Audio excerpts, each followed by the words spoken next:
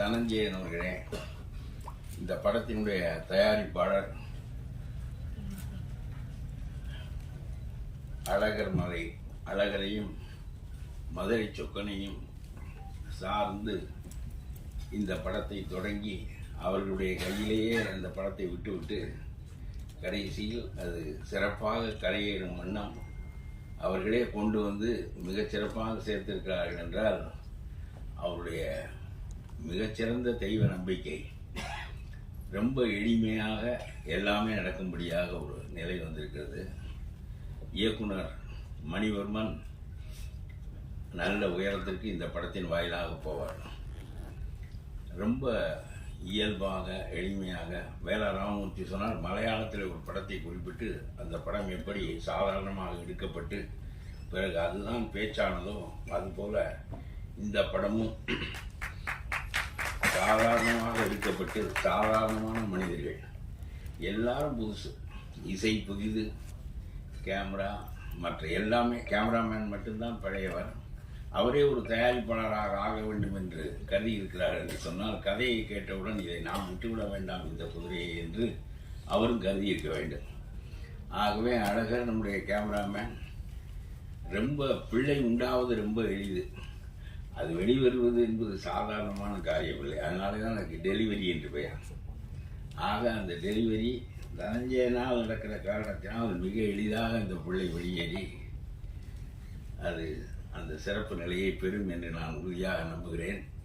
தனஞ்சயன் இந்த படத்தை வாங்குகிறார், இவர் தான் ஓட்டப்போகிறார் என்று தெரிந்தவுடனே நான் இந்த படம் முழுவதையும் பார்க்கவில்லை. என்னுடைய பகுதிக்கு மட்டும்தான் டப்பிங் பேசுகிற போது பார்த்தேன். அதனாலே அவர் வாங்கிவிட்டார் என்று தெரிந்தவுடன் மிகச்சிறந்த குதிரை என்றுதான் அவர் தேர்ந்தெடுப்பார். ஆகவே இந்த படம் வெற்றி பெறுவதற்கான எல்லா தகுதிகளும் உள்ள படம் என்று கருதி அவர்கள் ஒருவருக்கொருவர் வணிகம், முற்றிலுமாக வணிகம். அது சிறப்பாக இருக்கும் என்றால், அது நமக்கு பயன்படும் என்றால், நம்முடைய முதலீட்டுக்கு உதவும் என்றால் அதற்குத்தான் வருவார்களே தவிர சினிமாவில் அரசியலில் ரெண்டிலும் நட்பு என்பதே கிடையாது. ரெண்டிலும் கிடையாது, அரசியலிலும் கிடையாது, சினிமாவிலும் கிடையாது. முழு தகுதி தான் சினிமா. அவன் தெலுங்கு பேசுகிறானா, மலையாளம் பேசுகிறானா, அவன் புதியவனா பழையவனா எதுவும் கிடையாது. அதுக்கு தன்னுடைய மகனை கதாநாயகனாக போட்டு எடுக்க வேண்டும் என்று எந்த தயாரிப்பாளரும் நினைப்பதில்லை. நினைக்கலாம், பிறகு அவரும் இருக்க மாட்டார், அவர் மகனும் இருக்க மாட்டார். ஆகவே எல்லாமே ஒரு பெரிய போட்டி உலகமும் தகுதி மட்டுமே நிற்கின்ற உலகமும் சினிமா உலகம். அரசியல் கூட பல வகையாக இருக்கும். ஆகவே அந்த வகையில் ஒரு நொடி என்று பேருக்கு பெயரிடப்பட்டு மிகச் சிறப்பாக வேலா ராமமூர்த்தி அந்த பாத்திரமாகவே இருப்பார். அவர் ஒரு நடிகர் என்பது நமக்கு இப்பொழுது தெரிகிறது. ஆனால் அவர் மிகச்சிறந்த கதையாசிரியர்.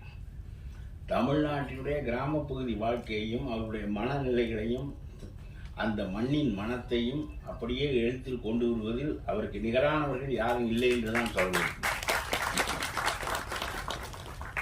நான் நிறைய நாவல்கள் படிக்கின்ற பழக்கம் உடையவன் இல்லை.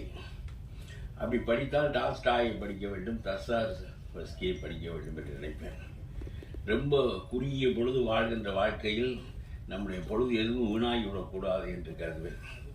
எந்த ஒன்றையும் திரும்ப பிடிக்க முடியும், பொழுது பிடிக்க முடியாது. ஆகவே படிப்பது என்பது இட் ஷுட் எலிவேட் மீ. ஒரு அங்குலமாக அது உயர்த்தாது என்றால் அந்த புத்தகத்தை படிப்பதற்கு நான் விரும்புவதில்லை. ஆனால் வேலா ராமமூர்த்தி கதை ஒன்றை படித்த பிறகு அவருடைய கதை அடுத்தடுத்து என்ன எழுதியிருக்கிறார் என்று தேடி படிக்கும்படியாக. ஏனென்றால் அந்த மண்ணின் தன்மை அது ஒரு பெரிய சிறப்பு. ஆகவே அவர் ஒரு எழுத்தாளர், திரைப்பட கலைஞராகவும் இப்பொழுது வெளிப்பட்டிருக்கிறார். மணிவர்மன் அந்தந்த பாத்திரங்களுக்குரியவர்களை தேடி பிடித்து மிகச் சிறப்பாக அமைத்திருக்கிறார். நிகழ்கால ஒரு காலகட்டத்தினுடைய திரைப்படங்களை மட்டும் எடுத்து வைத்துக் கொண்டு நீங்கள் பார்த்தால் அந்த காலம் என்ன என்று உங்களுக்கு தெரியும். மிகச்சிறந்த காலமா மிக மோசமான காலமா என்பது 1920க்கும் 70க்கும் இடையே காந்தி அவருடைய செல்வாக்கு இந்த நாட்டை வழிநடத்திய போது இந்த நாட்டினுடைய கதைகள் இப்படி இருந்தன. 70க்கும் இப்பொழுது 2020க்கும் இடையே உள்ள காலத்தில் வந்த கதைகளெல்லாம் எப்படி இருக்கின்றன என்று நீங்கள் பார்த்தால் காலம் மாறியிருக்கும். ஆகவே கதைகளின் போக்கும் மாறியிருக்கும். இன்றைய காலகட்டத்திற்கு ஒரு அடாவடியானவர் ஒரு சாதாரணமான ஏழை ஒருவனை 5 லட்சம் ரூபாய் கடன் கொடுப்பது, 3 லட்சம் ரூபாய் 6 மாதத்திற்கு வட்டி எடுப்பது, அவன் மாட்டிக்கொண்டு விட்டால் அவனை உறிஞ்சி எடுத்து விடுவது, பிறகு அவன் காணாமல் போவான் என்றெல்லாம் அத்தகைய ஒரு கலவரமான அடாவடியான ஒரு உலகத்தில் நாம் வாழ்கிறோம். அதனாலே தான் இது போன்ற கதைகள் எல்லாம் வெளிவருகின்றன. எப்பொழுதும் காலத்தை மீறி கதை வர முடியாது, காலத்தை தாண்டி வரவே முடியாது, காலத்திற்கு முன்னால் போய் குதிக்க முடியாது. பழைய காலத்தை சொல்லலாம் அல்லது நிகழ்காலத்தை அப்படியே படம் பிடிக்கலாம், அதுதான் வெற்றி பெறும். இந்த கதை ஒரு அடாவடியான ஒரு மனிதனுடைய செயல்பாட்டில் ஒரு ரொம்ப பணிவான, ரொம்ப அடங்கி போகின்ற இயல்புடைய ஒருவன் மாட்டிக்கொண்டு அவன் எப்படி வெளிவருகிறான். இதில் ஒரு கதாநாயகன் இன்ஸ்பெக்டராக வந்து அவர் அந்த வேடத்துக்கு ரொம்ப பொருத்தமாக இருக்கிறார், ரொம்ப இயல்பாக இருக்கிறார். ஆகவே எல்லோரையும் பார்க்கிறேன். அவ்வளவு பேர் 30 வயசுக்குள்ளே தான் இருக்கிறார்கள். மியூசிக் அமைத்தவர், கதாநாயகன் எல்லாரும் ரொம்ப டெக்னீஷியன்ஸ் ரொம்ப குறைந்த வயசு இருப்பது என்பது அருமையானது. பாட்டு எழுதியவர்கள் 3 பேரும் ரொம்ப புதியவர்கள். நீங்கள் எல்லாம் வெற்றி பெற்று வாருங்கள். தமிழ் எல்லாரும் வந்திருக்கிறார்கள். சரியான வாய்ப்புகள் கிடைத்தால் பிறகு மீண்டும் நீங்கள் 10 பேருக்கு அறிமுகமாகிவிட்டால் பிறகு உங்களுடைய பாட்டு சிறந்த பாட்டாக ஆகிவிடும். அதனால அந்த வகையில் பார்த்தால் இந்த கதை ஒரு பெரிய போராட்டமான கதை. ஏன் இது வெற்றி பெறும் என்றால், ஒரு இன்ஸ்பெக்டர், ரொம்ப ஆனஸ்ட் இன்ஸ்பெக்டர்கள், ஒரு போலீஸ் டிபார்ட்மெண்ட்லேயே 10 பேர் இருப்பார்கள். அதில் ஒருவரை பற்றிய கதையை இவர் எடுத்திருக்கிறார். அவர் எடுத்த கதை இன்ஸ்பெக்டர். கடைசியில் நான் முழுவதும் படம் பார்க்கவில்லை. ஆகவே நான் ஒரு அடாவடியான வேலராமமூர்த்திக்கு பின்புறத்தில் இருக்கிற ஒரு எம்எல்ஏ. எனக்கும் அந்த இன்ஸ்பெக்டருக்கும் பெரிய மோதல்கள் வருகிறது. 5 வருஷம்தான் நீ கரை வெட்டியை உருவி விடுவேன் என்று அப்படியெல்லாம் அந்த படத்தில் அப்படி பேசும்போது அது பாருங்கள், உங்களுக்கு அரங்கிலே சொல்கிறேன், பெரிய வரவேற்பை பெறும். ஏனென்றால் அப்படி ஒரு இன்ஸ்பெக்டரால் பேசவும் முடியாது. அது உண்மையே இல்லை. எந்த எம்எல்ஏயும் எந்த மந்திரியும் இன்றைக்கு இருக்கிற எந்த அரசையும் எவனும் எதுவும் செய்ய முடியாது. All are equal before law என்பது பழையனூர் நீதி சொன்ன பச்சை பொய்யை போல ஒரு பொய். All are not equal before law. வலிமை மிகுந்தவன் கையில சட்டம் சிக்கிக்கொள்ளும், அவ்வளவுதான். அதெல்லாம் உண்மையே இல்லை. பெரிய கார்ப்பரேட் நிறுவனங்கள் இந்த சட்டத்தை தங்களுடைய கையில் எடுத்துக்கொள்வார்கள், அடாவடியானவர்கள் எடுத்துக்கொள்வார்கள். இதிலே முந்துவதற்கு நம்முடைய கதாநாயகனை போல, நம்முடைய மணிவர்மன் உருவாக்கி இருக்கிற கதை தலைவனை போல ஒருவன் வருகின்ற போது அந்த எம்எல்ஏ நேருக்கு நேர் பேசுகிறான். இவனுடைய சட்டையை உருவி விடுவேன் என்று எம்எல்ஏ சொல்வதற்கு பதிலாக உன்னுடைய கரை வேட்டியை உருவி விடுவேன் என்று நம்முடைய இன்ஸ்பெக்டர் பேசுகிறார் என்று சொன்னால், ஐயா என்னையா அவமானமா போச்சு, என்னன்னு கேளுங்க, அவங்கள நேருக்கு நேர் பேசுறாங்க, ஒரு காக்கி சட்டைக்காரன், இருடா 9 ஓட்டு 3 நேரம் அப்படின்னு சொல்றதே ஒரு பின்வாங்கல் தான். அதுவே ஒரு பின்வாங்கல் தான். ஆகவே எல்லா ஊர்களிலும் அடாவடியானவர்கள் இருப்பார்கள். அடாவடியானவர்கள் யாருடைய வலிமையில் இருப்பார்கள் என்றால் எம்எல்ஏக்கள், மந்திரிகள், இவர்களுடைய வலிமையிலே தான் இருப்பார்கள்.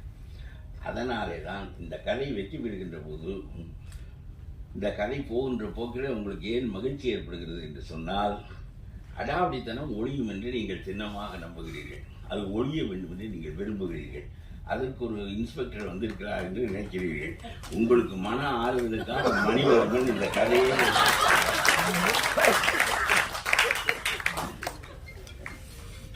அடாவடித்தனம் ஒழியவே ஒழியாது. இன்றைக்கு இருக்கிற சமூக அமைப்பில் ஒழியாது. என்னை போன்ற எம்எல்ஏக்கள் ஒழியவே மாட்டாங்க. அதற்காகவே வருகின்றவர்கள். அதனாலே அதிகாரம் பரவலாக்கப்படுகின்ற போது அடாவடித்தனமும் பரவலாக்கப்படும். ஆகவே வேளா ராமமூர்த்திகள் யாருடைய வலிமையில் இருக்கிறார்கள் என்றால் ஆளுங்கட்சிக்காரனுடைய வலிமையில் இருப்பார்கள். ஏன் இந்த படம் உறுதியாக வெற்றி பெறும் என்றால், நடக்காத கனவு நடக்கும். நீங்கள் மிகுந்த மகிழ்ச்சி அடைவீர்கள். தொலைஞ்சாயா ஒரு எம்எல்ஏ கடைசியில் ஒரு இன்ஸ்பெக்டர் சாதிச்சு விட்டான் பாரு அப்படின்னு சொல்லையில பெரிய மகிழ்ச்சி ஏற்படும். உங்களுக்கு ஒன்று சொல்லுகிறேன், யாரும் பொய் சொல்லக்கூடாதுன்னு தான் சொல்லுவாங்க.